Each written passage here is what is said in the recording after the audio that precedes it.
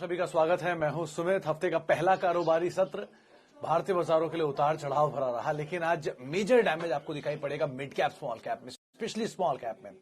Front line index के ऊपर नजर डालेंगे तो शायद फ्लैट टू नेगेटिव हुआ। निफ्टी बैंक तो हरे निशान में बंद हुआ, लेकिन आपके पोर्टफोलियो में आज मेजर डैमेज होगा, क्योंकि आज मिड कैप इंडेक्स में करीब करीब जो बिकवाली है वो 1% के आसपास की, और स्मॉल कैप इंडेक्स है वहां पर 3% का डैमेज है। बहुत सारे आंकड़े हैं बोलने के लिए, तो आज करीब करीब 19 तो ऐसे नए आईपीओज हैं जो कि नए ऑल टाइम लोज पर पहुंचे हैं, जिन्होंने 60,000 करोड़ रुपए जुटाए थे। भारी बिकवाली थी आज इंडिया बुल्स ग्रुप के अंदर। हालांकि उस ग्रुप से कोई खास रेलेवेंस नहीं था, जो खबर है उसका खबर यह है कि जो इंडिया बुल्स ग्रुप है उसके ऊपर रेड्स पड़ रही हैं ईडी की, लेकिन वो रेड्स इंडिया बुल्स ग्रुप पे और बाकी सारी कंपनियों से रिलेटेड नहीं है सिवाय धनी सर्विसेज के। लेकिन फिर भी इंपैक्ट सेंटिमेंटली देखने को मिला और तेज बिकवाली रही। एलगी इक्विपमेंट जैसी कंपनियां या फिर दीपक फर्टिलाइजर जैसी कंपनियां जहां पर भारी बिकवाली आते हुए दिखाई पड़े, तो मेजरली आज स्मॉल कैप में आपको सीवियर डैमेज दिखाई पड़ेगा, सीवियर कट दिखाई पड़ेगा। इसलिए जहां पर स्मॉल कैप का कंपोजिशन ज्यादा है उन सेक्टर्स में भी तेज बिकवाली है। मिसाल तौर पर पीएसयू बैंकिंग बास्केट 1.5% के आसपास की गिरावट वहां देखने को मिली, क्योंकि वहां पर ज्यादातर सब पीएसयू बैंक जो है वो स्मॉल कैप साइड पे ही कामकाज कर रहे हैं। तो बिकवाली का दौर लगातार चौथे दिन मार्केट्स में देखने को मिल रहा है, और आज के लिए जो ज्यादा सीवियर इंपैक्ट था वो छोटे मझौले शेयरों की तरफ ज्यादा बढ़ता हुआ दिखाई पड़ा है, हाल की लिस्टिंग में दिखाई पड़ा है। और निफ्टी भी ऊपरी लेवल से करीब करीब 150 अंकों की गिरावट के बाद बंद हुआ, डिस्पाइट डाउ फ्यूचर 60 अंक ऊपर अभी कामकाज करता हुआ दिखाई पड़ रहा है। तो थोड़ा सा आज प्रेशर भरा दिन था और थोड़ा सा ज्यादा इंपैक्ट पोर्टफोलियोज के ऊपर आता हुआ दिखाई पड़ रहा होगा। खैर, अब सवाल जवाब का सिलसिला शुरू कर लेते हैं और बातचीत कर लेते हैं कुछ सवालों को लेकर भी। सबसे पहला सवाल मेरे पास आया है। दोस्तों, अगर आप बाजार में अपना पैसा इन्वेस्ट करना चाहते हैं तो अभी जुड़े एंजल ब्रोकिंग के साथ में, क्योंकि यहाँ आपको मिलती है एक अच्छी एडवाइस और भरोसेमंद सर्विस, और यहाँ अकाउंट ओपन करना भी है बिल्कुल फ्री ऑफ कॉस्ट। तो आज ही जुड़े एंजल ब्रोकिंग के साथ में। अकाउंट ओपनिंग लिंक डिस्क्रिप्शन में है, आज ही अपना अकाउंट ओपन कराएं। वो है लिंडे इंडिया को लेकर 2185, 2971। मुझे लग रहा है उल्टा सवाल पूछा राजेंद्र साहब आपने। अब चन्ना साहब देखिए, बहुत सीधी सी बात है। लिंडे इंडिया वैसे तो एक मोनोपोलिस्टिक बिजनेस के अंदर है। ऑक्सीजन के जो सप्लायर्स हैं इंडस्ट्रियल ऑक्सीजन के लिए, आप किसी भी बड़े हॉस्पिटल में जाएंगे तो आपको लिंडे की ही सप्लाईज दिखाई पड़ेंगी। मल्टीनेशनल जायंट है, पहले एक बार ओपन ऑफर भी आ चुका है इनकी डीलिस्टिंग को लेकर जो फेल हो गया था। लेकिन फिर भी कंपनी बिजनेस वाइज ठीक है। ये बीच में ज्यादा बज में आया था जब कोविड के टाइम पे ऑक्सीजन की शॉर्टेज पड़ रही थी तब, लेकिन अदरवाइज ये कंपनी एक स्टेबल बिजनेस है, कोई बहुत बड़ा फायरवर्क नहीं है। स्टेबल ग्रोथ दिखाएगी, स्टेबल टाइप ही चलेगी है, और डीलिस्टिंग कैंडिडेट है, इक्विटी बहुत छोटी है, तो अदरवाइज भी इसमें रिएक्शन उसके अकॉर्डिंग आता रहता है। तो बाजार में बेचने वाले लोग हैं नहीं इसके बारे में ज्यादा, क्योंकि ऑलरेडी डीलिस्टिंग का कैंडिडेट है। तो जिनके जब भी कोई डीलिस्टिंग का कैंडिडेट होता है उसमें बाजार में नए शेयर नहीं मार्केट में छूटते हैं, क्योंकि ऑलरेडी उसको डीलिस्ट करने के लिए उन्हें ज्यादा शेयर चाहिए और कोई शेयर छोड़ेगा नहीं बाजार में। तो चांसेस बहुत कम है कि बहुत बड़ा कोई फॉल दिखाए, लेकिन फिर भी ठीक कंपनी है। आप अगर समय दे सकते हैं तो होल्ड कर सकते हैं, लेकिन बहुत बड़े फायरवर्क की उम्मीद आप एटलीस्ट ना लगाए। ये सीजनल इंपैक्ट इस पे ज्यादा देखने को मिला है। अच्छा जी, इंडिया बुल्स रियल स्टेट, आज मुझे उम्मीद थी कि बहुत सारे सवाल इसके ऊपर आने वाले हैं। 2130 शेयर 166 रुपए के दाम पर। उसके अलावा आईबीरियल पे कौशिक साहब का भी सवाल है, चिराग जी का भी सवाल है सर इंडिया, और इनफैक्ट राजेश जी का भी सवाल है। इंडिया बुल्स रियल स्टेट के लिए दो तीन चीजें आप समझ लें। इंडिया बुल्स रियल स्टेट नहीं, आज तीन कंपनियों में तेज बिकवाली थी। इंडिया बुल्स रियल स्टेट में, इंडिया बुल्स हाउसिंग में और धनी सर्विसेज में। दरअसल ये तीनों कंपनियां एक ही ग्रुप की होती थी एक समय पर। उस ग्रुप के ऊपर इनकम ईडीज की रेड्स पड़ी हैं आज, जो खबर अलग अलग सूत्रों के हवाले से आ रही है। वो रेड्स की वजह से इंडिया बुल्स ग्रुप के शेयरों में आज बिकवाली आई है। लेकिन इस ग्रुप की बाकी जो दो कंपनियां हैं, इंडिया बुल्स रियल स्टेट और इंडिया बुल्स हाउसिंग, इनके प्रमोटर चेंज हो चुके हैं। इनकी कंपनियों में से अब एग्जिस्टिंग प्रमोटर निकल चुके हैं। तो सेंटिमेंटली मार्केट ज्यादा इस पर रिएक्शन दे रहा है। इस वजह से भी दे सकता है क्योंकि उनको लग रहा है कि कुछ और क्लीन अप ना आ जाए, कुछ और डेट्स ना आ जाए।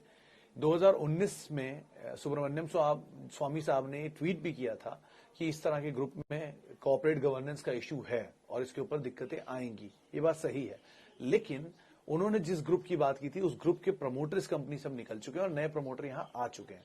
तो सिचुएशन बदली तो है।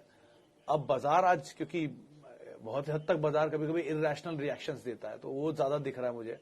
बाकी over period of time situation जैसे से क्लियर होगी वो ज्यादा पता चलेगी, लेकिन फिलहाल आज जो एक नी जर्क रिएक्शन है वो ईडी की रेट्स की वजह से आता हुआ दिखाई पड़ रहा है। नंबर्स में सो फार कोई बड़ा फेरबदल नहीं हुआ है। अच्छा जी, आगे बढ़ते हैं। Mid cap and small cap share give more return than large cap. Talwar साहब ये बात सच है? अच्छा, वाई पूछ रहे हैं।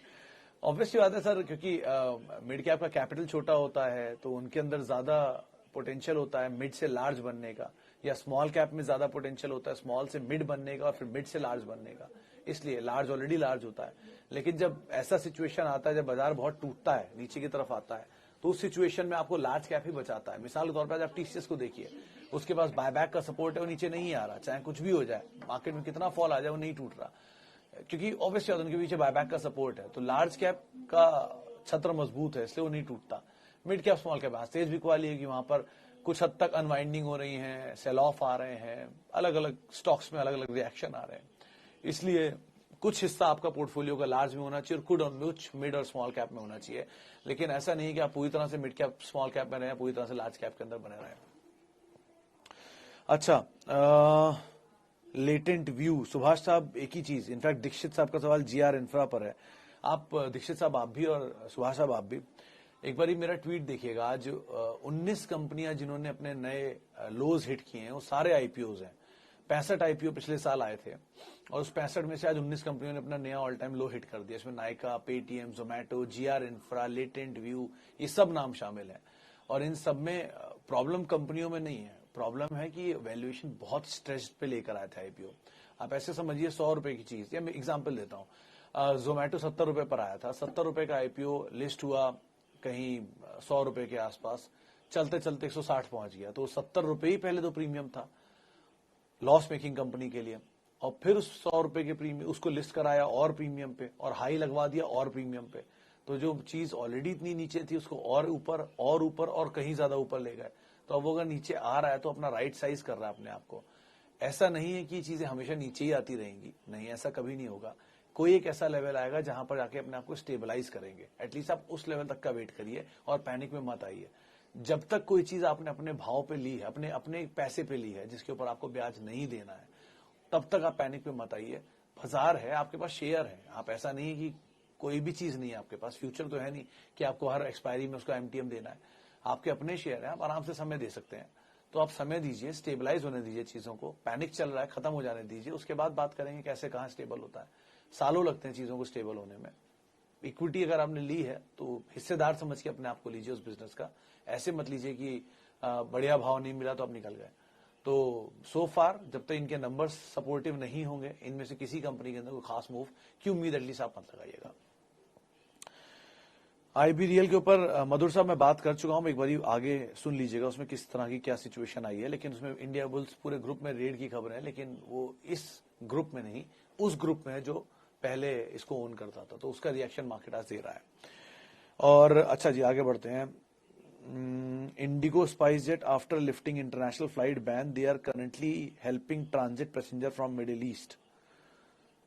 सर मलिक साहब, इंडिगो और स्पाइस जेट में अगर आपको लेना है तो आप इंडिगो पे जा सकते हैं, लेकिन वहां उनके इंडिविजुअल अलग इश्यूज चल रहे हैं पार्टनर्स को लेकर, जिसमें से एक पार्टनर ने आज रिजाइन भी कर दिया है।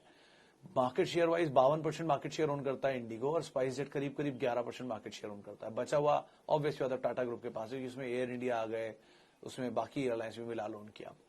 तो ये मार्केट शेयर की कहानी है। अगर आप इंटरनेशनल टूरिस्ट के आने का वेट कर रहे हैं कि उनके आने से बेनिफिट किसको होगा, तो उसमें होगा मैक्स हेल्थ केयर को। आप ये बिल्कुल उलट समझेंगे कैसे, क्योंकि उनके मैनेजमेंट से मेरी बातचीत हुई थी तो उन्होंने कहा था कि उनके बिजनेस का मेजर रेवेन्यू जो है वो फॉरेन टूरिस्ट अराइवल से होता है, तो उनको शायद फायदा होता हो दिखाई पड़े जब ये लिफ्ट होगा।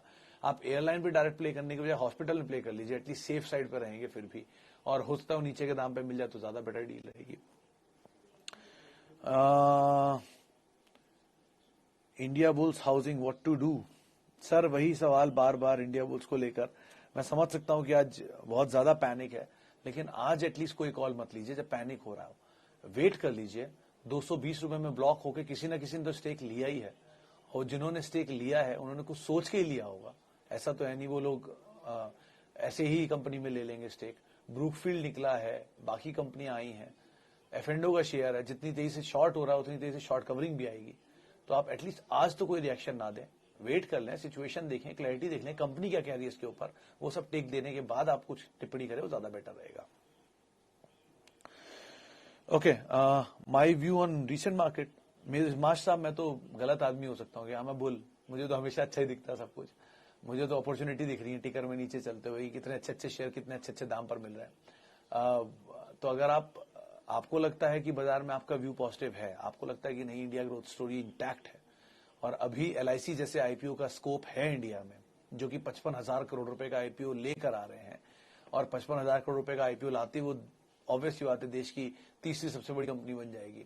तो अगर किसी कंपनी में इस तरह का स्कोप आपको दिख रहा है, तो इस तरह के लिक्विडिटी को एडजस्ट करने की कैपेसिटी इंडियन मार्केट में अगर आप दिख रहे हैं तो आप जरूर बने रहिए। मतलब आज भी TCS जैसी कंपनी एक बहुत बढ़िया दाम पर है।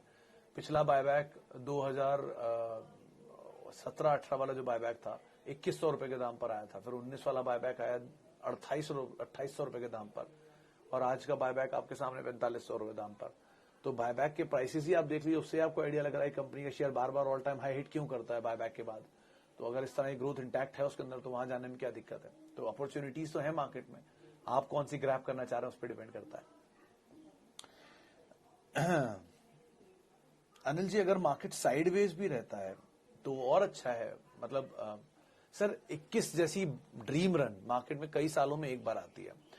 यूजुअल बाजार के जो बड़े जानकार हैं वो ये मानते हैं कि कहीं अगर इंडेक्स 10 से 12% रिटर्न दे दे साल का, तो बहुत अच्छी बात है।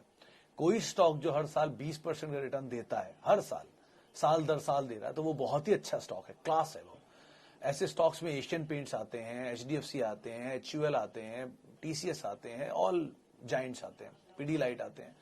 ये इसलिए आते हैं कि ये हर साल 20-20% चलते हैं। ये कभी TTML की तरह एक तरफा नहीं चलते, कभी किसी और छोटे स्टॉक की तरह एक तरफा गिरते नहीं है, क्योंकि ये स्टेबल स्टॉक्स हैं। तो stable stock is the best stock, क्योंकि आप उसमें रहेंगे, कुछ साल नीचे दिखाएगा, वापस ऊपर आ जाएगा, 3 साल चला, नहीं चला 1 साल, 2 साल बाद फिर वो चल गया, तो एडजस्ट करेंगे अगर आप, तो पिछले अगले 15 साल में उसका रिटर्न वही होगा, 20% 15%। तो ऐसे शेयरों को पकड़ के रखिए, कोर पोर्टफोलियो का हिस्सा बनाइए, बाजार की इस फॉल में देखिए, और आराम से उनको ऐड करते रहिए। क्या दिक्कत है इन स्टॉक्स के साथ। साइडवेज रहेगा मार्केट तो उतना ही अच्छा, आपको बड़ा पोर्टफोलियो करने का मौका मिलेगा, थोड़ा थोड़ा SIP आप उसी साइडवेज में ऐड कर सकते हैं। तेजी हमेशा रिस्की हो सकती है किसी इन्वेस्टर के लिए, मंदी कभी रिस्की नहीं होती, मंदी में उनको अपॉर्चुनिटी मिलती है, तो उन अपॉर्चुनिटी का फायदा करिए और थोड़ा थोड़ा माल लेते रहिए। बाजार बंद नहीं हो रहा है सर, कंपनियां बंद नहीं हो रही हैं, भाव एडजस्ट हो रहे हैं, होने दीजिए। Okay, I am afraid Tata Group will fail. Is it right to invest all money in one group? Sir इसके 2 हिस्से हैं। पहला, टाटा ग्रुप फेल करेगा, इस पे मेरे को थोड़ा डाउट है। 22 लाख करोड़ का ग्रुप है, देश का सबसे बड़ा ग्रुप है। अगर वो फेल हुआ तो बहुत कुछ फेल हो जाएगा। बहुत सारे बैंकों का उसमें एक्सपोजर है, वो फेल हो जाएंगे। बहुत सारे सप्लायर्स हैं उनको, वो फेल हो जाएंगे। सरकार का बहुत एक्सपोजर है, वो फेल हो जाएंगे। LIC का सबसे बड़ा स्टेक अगर किसी बैंक्स या ग्रुप्स में है तो टाटा ही ग्रुप होगा। तो इस तरह के कई सारे म्यूचुअल फंड उसके अंदर इन्वेस्टेड हैं, बैंक्स इन्वेस्टेड हैं, फाइनेंशियल इंस्टीट्यूशंस इन्वेस्टेड है, वो सब फेल हो जाएंगे। तो ये तो मैं थोड़ा मानने में अभी एटलीस्ट तैयार नहीं हूं कि टाटा ग्रुप फेल होगा। और क्यों होगा, ऐसा उन्होंने किया क्या है, सारे धंधे तो ठीक चल रहे हैं, उनके प्रॉफिट में कमा रहे हैं, कैश जनरेट कर रहे हैं, क्या दिक्कत है। तो ये तो मुझे नहीं दिख रहा एज ऑफ नाउ, आगे हो तो पता नहीं, लेकिन अभी तो नहीं दिख रहा। रही बात दूसरी चीज की, एक ग्रुप में पैसा डालना ठीक है कि नहीं, ये बात सही है कि हाँ एक ग्रुप में आप पैसा मत डालिए, अलग अलग ग्रुप लीजिए। और ऐसा नहीं कि सारे ग्रुप खराब हैं, सब ग्रुप से मैं एक कंपनी निकाल के आपको बता सकता हूं जो टॉप 10 में आते हैं। मिसाल के तौर पर टाटा ग्रुप का TCS, AB ग्रुप का UltraTech, Reliance obviously, banks ICICI bank, HDFC bank, उसके अलावा HUL अनदर जाइंट 5वें नंबर पर है, इन्फोसिस अनदर जाइंट 4थे नंबर पर है। ऐसे ही कर करके आप किसी भी ग्रुप को उठाते चलिए, सबके ग्रुप में से इवन मुरुगप्पा ग्रुप के पास भी ट्यूब इन्वेस्टमेंट जैसे जेम है। तो हर कंपनी, हर ग्रुप के पास कुछ ना कुछ जेम है। बजाज ऑटो, हीरो मोटोकॉप, ये अलग अलग ग्रुप की कंपनियां हैं, तो आप एक्सपोजर बढ़ा कर सकते हैं अपने अलग अलग ग्रुप में। तो वो बात सही है कि ग्रुप्स में आप एक ग्रुप में मत जाइए, लेकिन ये भी गलत है कि अभी टाटा ग्रुप के बारे में ऐसा क्यों, क्या हो गया कि ऐसा कौन से उन्होंने अपने नंबर्स को ये कह दिया कि खराब आ गए, हम लॉस कर गए, हम फेल हो गए। सर कोरस भी उन्होंने एक्वायर किया था सन 2008 में, और JLR भी उन्होंने एक्वायर किया था। तो इस तरह के मेगा एक्विजिशन वो कर चुके हैं। तो ये एयर इंडिया एक्विजिशन इतना बड़ा एक्विजिशन उनके लिए नहीं है, इससे मासिव एक्विजिशन उन्होंने किया, अपने से बड़े बड़े टाइम्स पे जाके किया, तब भी उन्होंने उसको सक्सेसफुली एग्जीक्यूट कर लिया। तो उन पे कैपेसिटीज हैं, वो ज्यादा समझते हैं चीजें हमसे, इसीलिए वो एक्विजिशन इजीली कर पा रहे हैं। तो जब उनको ही नहीं लग रहा कोई दिक्कत, तो हमें क्या सोचने की जरूरत है। अच्छा जी, चलिए आगे बढ़ते हैं। मन्नापुरम फाइनेंस, हाँ ये दिक्कत है क्योंकि सतीश साहब इसके नंबर्स थोड़े से ढीले आए थे, स्पेशली उनके नंबर्स में वीकनेस आई थी एमएफआई कारोबार के अंदर, जो माइक्रो फाइनेंस कारोबार है उसके उनके एनपीएस बढ़कर आए थे। हाउसिंग फाइनेंस कारोबार के अंदर भी एनपीए बढ़ के आए थे, इसलिए प्रॉब्लम थी इनके नंबर्स में। तो नंबर्स के बाद इसलिए ब्रोकर हाउस ने डाउनग्रेड भी किया था इनको। लेकिन ये चीज है कि नंबर्स के साथ साथ गोल्ड के जो प्राइसेस भागे हैं उससे शायद थोड़ा इनको सपोर्ट मिले, रिस्पाइट मिले। अगर कोई चीज के नंबर खराब आ रहे हैं तो 1 क्वार्टर खराब, 2 क्वार्टर खराब, 3 क्वार्टर खराब, 4 क्वार्टर खराब, लेकिन 5वें क्वार्टर में वो खराब क्वार्टर के सामने बेच देगा अपना अच्छा क्वार्टर या थोड़ा सुधरा हुआ क्वार्टर। तो इसीलिए आप नंबर्स को देखते रहिए। 1 क्वार्टर का रिएक्शन है, चला हुआ भी थोड़ा शेयर था तो थोड़ा ईज आउट भी हो रहा है, होने दीजिए। मिड कैप की सेल ऑफ है, जैसी स्टेबलाइज होंगी चीजें उसके बाद आप कॉल लीजिएगा। अगर आपको लगता है कि नहीं आप फंस जाएंगे तो आप वेट कर लीजिए, थोड़ा और नीचे मिल जाए वहां आप ऐड कर लीजिएगा। लेकिन कंपनी के इस क्वार्टर के नंबर खराब थे जिसकी वजह से फॉल देखने को मिला है। अच्छा जी, मन्नापुरम पे हमने बात कर ली, आगे बढ़ते हैं। TCS versus Mindtree in return.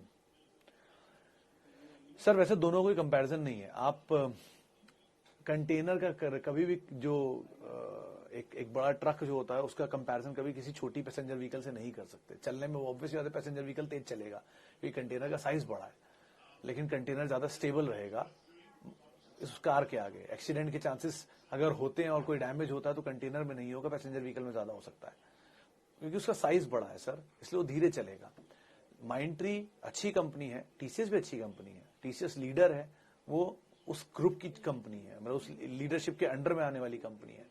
तो वो मिड कैप है, वो लार्ज कैप है, दोनों कोई कंपैरिजन नहीं है। तो आप इन्फोसिस टीसीएस करते समझ में भी आता, लेकिन माइंडट्री को फोर्थ से आप कंपेयर कर सकते हैं, एलएनटी टेक, एलएनटी इन्फोटेक से कंपेयर कर सकते हैं, लेकिन टीसीएस के साथ कंपैरिजन फेयर नहीं है। दोनों ही अच्छी कंपनियां हैं, ए और A+ वाला सिचुएशन, तो आप उसके हिसाब से कॉल लीजिएगा।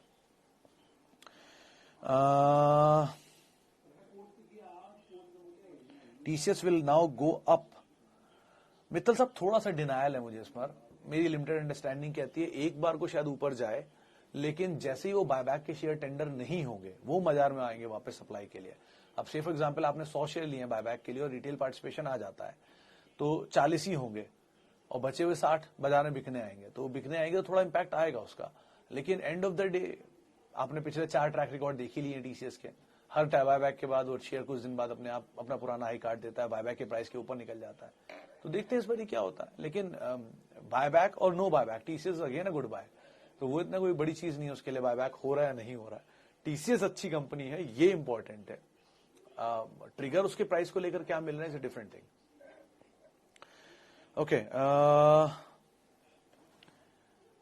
मदरसन सुमी फ्रेश बाय के लिए रुक जाए सर, ज्यादा बेटर बॉश है ऑटो एंसिलरी में एनी डे, क्योंकि जर्मन जाइंट है, बायबैक प्राइस के नीचे है, कैश रिच कंपनी है, डेट है नहीं, डिविडेंड पेइंग कंपनी है, डीलिस्टिंग कैंडिडेट है, बहुत कुछ उनके साथ पॉजिटिव है।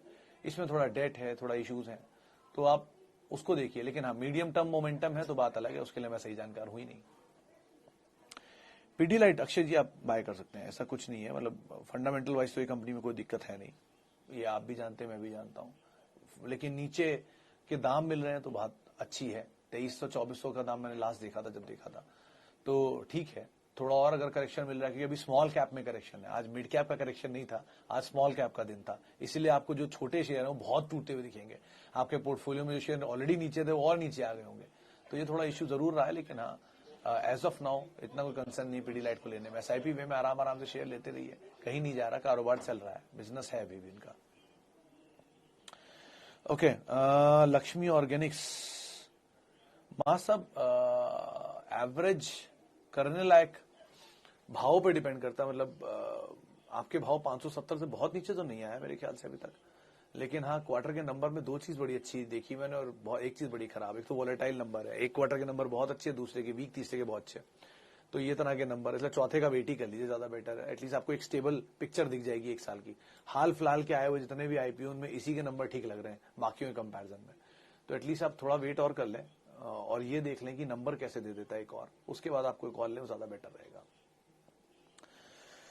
चलिए, अब इतने ही सवालों को मैं शामिल कर पाऊंगा, माफी उन सभी लोगों से जिनसे हम बातचीत नहीं कर पाए, और बहुत बहुत शुक्रिया उन सभी लोगों का जिन्होंने हमसे सवाल पूछे। न्यूज फ्लोज हैं, हैवी सेल ऑफ है मीडियम स्मॉल कैप में, इससे थोड़ा देख संभल करिए, अपनी रणनीति आप बनाइएगा और पैनिक में एटलीस्ट मत आइए। मार्केट है, ये तेजी दिखाता है तो मंदी भी दिखाता है, ऐसा कुछ नहीं है। चल रही है मंदी, होने दीजिए, स्टेबल हो जाएगी। ना तेजी रही तो मंदी भी नहीं रहेगी। इसी नोट के साथ आप मेरे साथ जुड़ सकते हैं। @Sumit Research मेरा ट्विटर हैंडल है। नमस्कार।